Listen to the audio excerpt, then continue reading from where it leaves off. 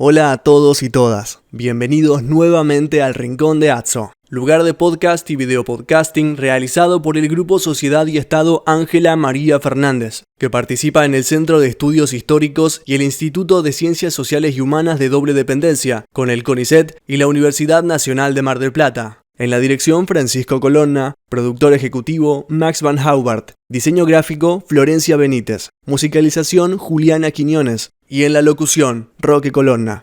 Los distintos capítulos del Rincón de Atso los encontrarás en el canal de YouTube de Aportes de la Historia y en iVoox. Filmamos con una cámara Sony HXR MC88, grabamos con un equipo Zoom H6 y usamos la switchera ATEM Mini de la firma Blackmagic Design. Bienvenidos a un nuevo capítulo del Rincón de Atso, videopodcasting del Grupo Sociedad y Estado Ángela María Fernández, asociado al Centro de Estudios Históricos y el Instituto de Humanidades y Ciencias Sociales de doble dependencia con la Universidad Nacional de Mar del Plata y el CONICET. Este es el capítulo 93. Nos encontramos en los estudios Buenavista Social Club. En la dirección tenemos a Francisco Colonna, producción general Florencia Benítez y en la cámara Max Van Haubart Duarte. Acompañándome está la profesora adjunta de Historia Antigua, Marcela Pittensel. En este caso, el tema que nos trae al día de hoy es, a la luz del tráiler de Gladiador 2, una serie de preguntas relativas al mundo de los gladiadores. ¿Cómo estás, Marcela? Buen día. ¿Qué tal? Buen día, Facundo. ¿Cómo te va? Muy bien. Bien. Mucho gusto por la invitación. En la presentación vamos a centrarnos primero en un libro puntual de un autor que va a guiar nuestra presentación. Entonces, a modo introductorio, quería consultarte. ¿Me podrías presentar quién es el autor? ¿Cuál es su formación? Bien, cómo no. El libro se llama Gladiadores, el gran espectáculo de Roma, y el autor es Alfonso Mañas Bastida.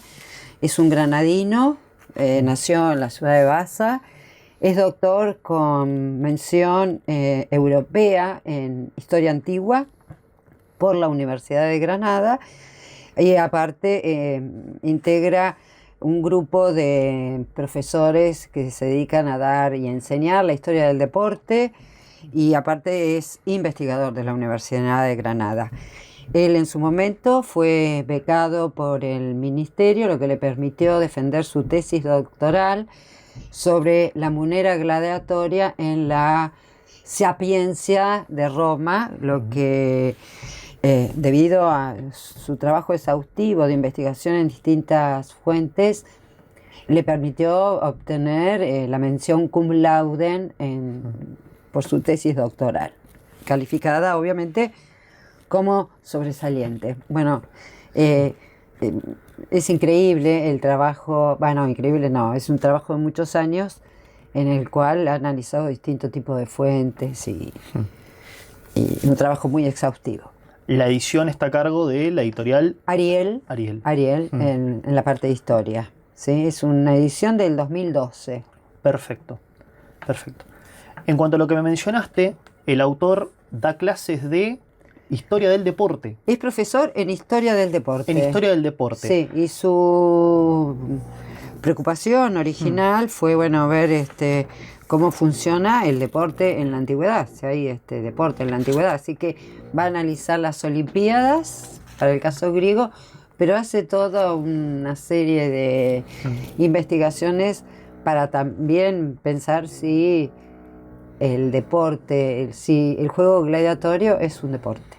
Entonces, ¿se puede considerar un deporte el juego gladiatorio? Bueno, según él, sí. Según los autores tradicionales, lo que plantea el doctor Mañas Bastida es que no se lo considera un espectáculo, o sea, tiene que tener unas ciertas características para ser considerado un deporte, un espectáculo de masas. Y en realidad el juego gladiatorio, de acuerdo a los rasgos que dan los autores del siglo XIX y principios del XX, se puede considerar un espectáculo de masas, porque hay un recinto específico, que es el anfiteatro, básicamente, tiene un componente también de espectáculo, como nosotros tenemos nuestros campos, nuestras canchas de fútbol. Bueno, en el caso del juego gladiatorio, el anfiteatro se va a dar no solamente el Coliseo que conocemos en la ciudad de Roma, sino que va a haber anfiteatros en muchas otras ciudades fundadas por los romanos o reconquistadas por los romanos. Va a ser una característica la aparición del anfiteatro, ¿no? Trae todos los ejemplos también el libro de en qué lugares hay anfiteatros en Europa y en parte de lo que actualmente es Cercano Oriente y el norte de África, ¿no? En ese marco, ¿eran espectáculos gratuitos? ¿Debía pagarse una entrada? Sí, son gratuitos. Lo que pasa es que vamos a tener señores muy importantes que son los que encargados de pagar el espectáculo. Es decir, el espectador no paga. El que paga el espectáculo es aquel que organiza, el editor que organiza el espectáculo. Que vamos a ver que a medida que pase el tiempo no es lo mismo en la etapa republicana que en la etapa imperial, ¿no? Cambia. Y después, bueno, es un tipo de carga pública, ¿no? Depende del lugar que ocupes en la sociedad, son las obligaciones que vas a tener. Es también considerado un deporte o un espectáculo de masas, porque realmente la masa va de modo regular, de acuerdo a las capacidades de estos anfiteatros, a presenciar el espectáculo, ¿no? Se informa a la masa los días en que va a haber munus. ¿Con las masas te referís al conjunto de ciudadanos romanos o podía acceder también un extranjero? No, puede ir a acceder cualquiera, preferente. No creo que haya un control de quiénes son los que van. Se vuelve incontrolable. Se vuelve incontrolable, claro. Y por otro lado, estas masas seleccionaban algunos gladiadores así como favoritos o grupos gladiatorios a los cuales iban a revisitar. Sí, por supuesto. Hay, es como en la actualidad, no sé, el autor plantea, da el ejemplo de la Champions League, ¿no? Entonces sí, hay, así como hay equipos de fútbol que tienen seguidores, bueno, por supuesto que va a haber gladiadores que tienen fans y seguidores. Entonces todo este mundo gladiatorio que es en torno al munus, ¿cómo se moviliza? ¿Cómo son las masas? ¿Cómo accede alguien a ser gladiador? Bueno, originalmente, nos tenemos que ir para atrás. El origen del juego gladiatorio es, de acuerdo a la tradición, es introducido en Roma por los etruscos en la etapa de la monarquía. Los tres últimos reyes reales, históricos, son de origen etrusco. ¿Quiénes son los etruscos? Bueno, los etruscos es un pueblo que habita aproximadamente desde el siglo X antes de Cristo, la zona donde actualmente podemos identificar como la Toscana. Ahí surge una liga de ciudades de origen etrusco. No podemos determinar la lengua, ¿sí? de qué tipo de lengua es, pero bueno, los etruscos van a transformar a Roma, que era en realidad en sus orígenes una unión, una liga de aldeas en la zona de los Siete Montes, van a transformar a Roma en una ciudad, ¿no? De hecho, la muralla, la cloaca máxima, todo es hecho por los etruscos. Van a introducir una serie de rituales y de creencias que tienen que ver con la adivinación, ¿sí? El análisis de las vísceras de los animales, el vuelo de los pájaros, ¿sí? Lo que sería un pronóstico, un oráculo. Pero también van a introducir como ritual funerario el juego gladiatorio, entre dos gladiadores. Sí. Esto después se va a seguir manteniendo. ¿Libres? Sí, son hombres libres. Algunos sí, no podemos determinar la libertad o si son esclavos por deudas, los que están obligados a luchar. Lo que tenemos es que vamos a ver que hay en honor del difunto. Es muy importante para los que organizan estos funerales. Bueno, obviamente que la sangre de uno de estos gladiadores sea vertida sobre la tierra, ¿no? Es Es un juego a muerte, no es un juego, no es una danza ritual, No. es un juego ¿Y a cómo muerte. se vuelve de ser una costumbre fúnebre, cómo se vuelve un espectáculo de masas? Bueno, tiene que ver con el entretenimiento y etapas de momentos claves de la historia romana, como puede ser en la crisis de la republicana, que aquel líder político que quería granjearse el apoyo de las masas, organiza, entre otras cosas, juegos gladiatorios, ¿sí? Así como espectáculos en el Circo Máximo, también se organiza en el hecho, trae ejemplos, el texto de lo que hace Julio César, también aparecen referencias en Cicerón con respecto al juego gladiatorio, en Tito Livio, en la historia de Tito Livio, y bueno, aquel que entretiene y da después la célebre frase pan y circo, bueno, tiene que ver con esta cuestión, ¿no? Del reparto gratuito de trigo y por otra parte el entretenimiento.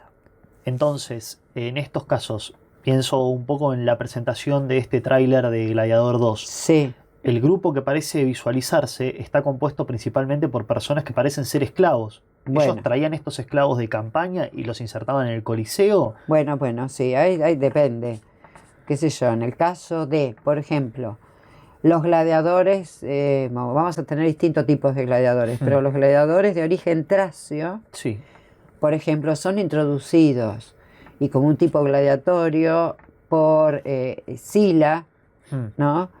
Cuando derrota a Mitrídates, que era el rey del Ponto Usino, la zona de lo que es actualmente la península de Anatolia, trae, lo que decía Mitrídates era tener soldados mercenarios, obviamente de origen tracio, y esos son introducidos en el juego gladiatorio como prisioneros de guerra, obviamente deben ser los mejores soldados por la forma de moverse en el combate, así que sí, originalmente son de origen esclavo, son prisioneros de guerra. Los primeros van a ser de la zona del Samnio, durante la etapa republicana, que van a tener obviamente una forma y unas armas que tienen que ver con su forma de pelear en el campo de batalla, ¿no? Es decir, su vestimenta también tenía una cuestión ritual detrás o representativa de esa etnia de la que provenían. Sí, se identificaba la diferencia entre un samnita y un tracio. Después van a entrar, por ejemplo, a partir de la conquista de Britania, los bretones con sus carros, es decir, que van a aparecer dentro del combate gladiatorio la utilización del carro de guerra, ¿no? ¿Y estos combates eran a muerte? En algunos casos sí, no siempre. ¿Cómo no siempre? ¿Qué quiero decir con esto? Que un gladiador, entrenar un gladiador puede ser caro, muy caro. Sí. Por lo tanto, los mejores gladiadores, medio como que se los conserva. Entonces, vamos a tener que el combate a veces no es a muerte, es un combate que termina con un juego par, ¿sí? Y eso hace que ambos gladiadores sobrevivan. Lo que pasa es que después vamos a ver que se ha hecho muy conocido y célebre el tema del dedo pulgar para indicar si se mantenía vivo, si se mantenía muerto, y se pide a el emperador, que es el que daría el último juicio sobre qué se hace con el gladiador, ¿no? Mencionaste la figura del emperador. ¿Existen cambios entonces en el mundo gladiatorio durante la etapa imperial? Sí, cambia. De la época de la republicana cambia. Por ejemplo, el tipo de anfiteatro que se utiliza en la etapa republicana es un anfiteatro que no resistió el paso del tiempo porque es de madera. Eso obviamente la madera se corroe, se corrompe, se apolilla y vamos a tener la construcción del Gran Coliseo hecho por Flavio Vespasiano, que es el que nosotros conocemos en la actualidad, ¿no? Que se ha mantenido hasta ahora. Estaba pensando en que vos mencionaste que a lo largo de las conquistas que realiza Roma empiezan a aparecer nuevos tipos gladiatorios. Sí. En la película se ve que existen, aunque sea en el tráiler, muchas personas que tienen distintos tipos de vestimenta o que provienen o que tienen distintos orígenes étnicos que se visualizan en la lengua o en la gestualidad o incluso en la aparición de armas distintas. ¿Qué tipos gladiatorios son los más destacables o cuáles? ¿Existe una variedad determinada? ¿Cuáles son los tipos gladiatorios? Bueno, tenemos, básicamente el juego gladiatorio depende de las armas que llevan. Sí. Es decir, vamos a tener a gladiadores con lo que se considera armamento pesado, como ocurre en el ejército, que vos tenés la infantería pesada, y gladiadores que pelean con armas que son livianas, ¿sí? Por lo general en el juego gladiatorio se lleva el combate entre las dos formas. No pelean dos pesados ni dos livianos. Siempre es un pesado y un liviano, ¿no? Sí. Eso hace que el combate sea más dinámico y, bueno, depende qué tipo de armas se utilicen, es las combinaciones posibles, pero nunca van dos pesados juntos o dos livianos juntos. Sí, también tenés la utilización de fieras, diríamos, sí, ¿no? Como aparece en la primera película, la utilización de leones, sí, o tigres. En el tráiler, por ejemplo, aparece una mujer, sí, conduciendo a un rinoceronte. Bueno, la pregunta es, ¿existe esa posibilidad? Bueno, sí. Hay una fuente que habla. Claro, sí. Lo que ha hecho el doctor Alfonso Mañas es presentarnos también todo un catálogo de fuentes que él ha utilizado, de fuentes escritas, aparte de las arqueológicas o de la numismática. Y entre las fuentes escritas hay un libro que es clave, escrito por un español, diríamos, en la actualidad, que es Marco Valerio Marcial, que nació muy cerca, en lo que sería actualmente la provincia de Zaragoza, en España, y bueno, en determinado momento nace en tiempos de Nerón y se va a estudiar Derecho, ¿sí?, a Roma. Y se queda viviendo 35 años en Roma. Y lo que hace Marcial, aparte de escribir una serie de epigramas, escribe cerca de 30 epigramas en un libro que él lo denomina el libro de los espectáculos, ¿no? Sí. Y en este libro de los espectáculos presenta en 3 epigramas dedicados directamente al rinoceronte, si querés. Sí, por favor. Bueno, el primer epigrama sobre un rinoceronte es el epigrama 11, que dice así: César la arena ocupaba, el rinoceronte armado, y aunque por fuerte estimado, nunca tanto se esperaba. Oh, dice Marcial, cuán terrible se altera, y en sus iras arde el fuego, haciendo del toro juego, como si pelota fuera. Es evidente que en este caso el combate no va a ser entre el gladiador y el rinoceronte, sino que acá lo que se enfrenta es un rinoceronte contra un toro, ¿sí? En otro epigrama, sobre el rinoceronte. Bueno, en el epigrama 24 también del libro de los espectáculos, también trata de un rinoceronte, dice: los maestros con temor a un rinoceronte fiero, para el certamen primero excitaban el furor, y aunque despacio el ardor llenó el pecho valeroso, e imitó al toro brioso, que como suele enseñar las pelotas a volar, así jugó con el oso. Es decir, esta idea de presentar en el espectáculo no solamente el combate de gladiadores, sino el combate entre otras fieras y de hombres contra fieras, ¿no? Es decir, el espectáculo no era exclusivamente el combate entre un gladiador y otro, por más que sea la figura central de este mundo. Sí. Me llamó la atención que mencionaste que aparece una gladiadora mujer en el tráiler. Sí, la que conduce el rinoceronte. ¿Había combates entre...? Sí, hay mujeres. También lo plantea, por ejemplo, combate de mujeres contra animales. También contra bestias. Contra bestias, sí. En el epigrama 7 del libro de los espectáculos dice Marcial, acerca de un combate de mujeres con animales, ¿no? Sí. César, no basta que invencible Marte, Marte es el dios de la guerra, por ti despliegue toda su bravura. Pues deseas también que Venus luche.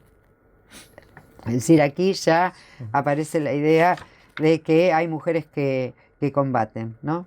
Sí, figura en el registro arqueológico también la existencia de mujeres gladiadoras, de rinocerontes, del combate entre fieras. No, lo que sí hizo el doctor Mañas Bastida es reconocer, de acuerdo a lo que dice acá en el libro, que es reconocido también por la comunidad europea, en 2011 identificó la única estatua que se conoce hasta la fecha de una gladiadora, hallazgo que le valió reconocimiento mundial y que tuvo repercusión en los principales medios internacionales, ¿no?